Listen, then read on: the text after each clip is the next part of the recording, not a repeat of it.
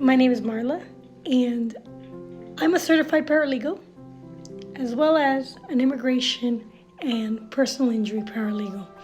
I'm also a homeschool mom and a book lady, and I'm here to talk to you today about reading and how it's taught in our schools and the history of it. And this is just a brief video on the history of reading. First of all, around 1846, this new word method gets published. And the first look and say primer was written in around 1791 by this German educator, Professor Friedrich Judike. He believed, like Jean-Jacques Rousseau, that teaching should be natural. Then in 1779, they applied the idea, and teaching reading in those days, like today, is hard, especially in the early years. And a lot of parents then, like now, find it very difficult to teach their young children how to read. A lot of kids don't like to spend a lot of time doing schoolwork. When they're younger, they want to play and they want to socialize and they want to do their own thing. So learning to read in the early years isn't particularly of interest for many young kids. They don't want to just sit there and work. So teaching reading was about teaching kids. So back then, there's this new idea that's coming up and popping in. And from the very beginning, the look and say method was a farce. It was about teaching kids a list of words and letting the kids just learn to read on their own. And this method is sort of what we have today, and it's seriously pushed me back. And let me recap a little bit about the 1830s. This is when it appeared, when the first German primer, a la Jacot, taught by a German named Friedrich Weingart. Weingart's first sentence to be read and analyzed by children was this: Socrates, the wise son of Phonicus, spoke one day in the circle of his students of all-powerful foresight, of divine providence, how it sees everything and hears everything and is present everywhere and takes care of everything, and how a man, the more he feels and recognizes it, the more he honors it. So other German educators felt that Weingart's opening sentence was a trifle long, so they came out with a primer starting with shorter sentences, and finally with primers starting with single words. The children were taught those words and what each letter in each word stood for. This was the beginning of the German normal word method, which soon conquered Germany and all of Europe. In essence, it's what today we call phonics. So Thomas Gallaudet reinvented the look and say method in the United States. This guy, Thomas Gallaudet, had been working with deaf and mute students for a while, and he developed a purely visual method of teaching them to read. And he felt that it could and should also be used to teach normal children. So what he had done was this. He'd put 50 words like horse, dog, cat on a little card. Let the children memorize them by sight, and then taught them letters by analyzing the words. In 1836, published his invention under the title of A Mother's Primer. And another author of the new Look and Say primer was Miss Mary Peabody Mann, and she was the second wife of Horace Mann. She wrote a book and didn't mention alphabets or letters at all, but that didn't stop her husband from giving her a really good review. And in 1843, Mann went with his wife to Perugia, and there they witnessed a reading lesson in a classroom. And although he didn't know any word of German, his wife interpreted for him what was happening.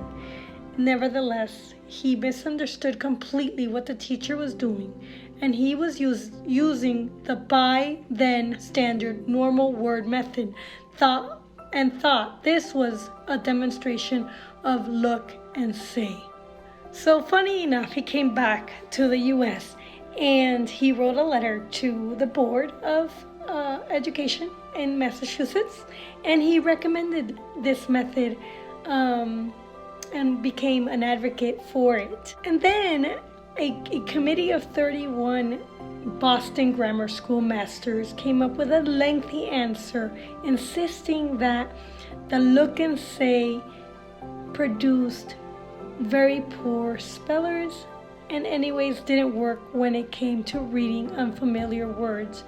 And within a few years after this great debate in Boston, Massachusetts, the various look and say primers went out of fashion, and the alphabetic or phonetic method kept on being used in the nation's classrooms. And then a quarter of a century passed, and almost unnoticed, look and say made a reappearance. And in 1881, Mr. George L. Farnham, principal of the State Normal School in Peru, Nebraska, wrote a small book, The Sentence Method of Teaching Reading, Writing, and Spelling. It achieved a certain underground fame and went into 3 editions. And it came back. Now we are here today. And phonics has evolved into the science of reading and what it is. So I want to briefly explain, in 1908, became the Bible of the movement. And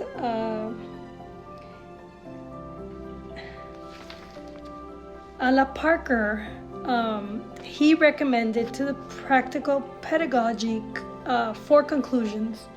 The first is that the home is a natural place for learning to read, in connection with the child's instruction to literature through storytelling, picture reading, etc. Then the school should cease to make primary reading the fetish that it long has been, and should construct a primary course in which reading and writing will be learned secondarily and only as they serve for the purpose felt as such as a pupil, the reading being always for meaning.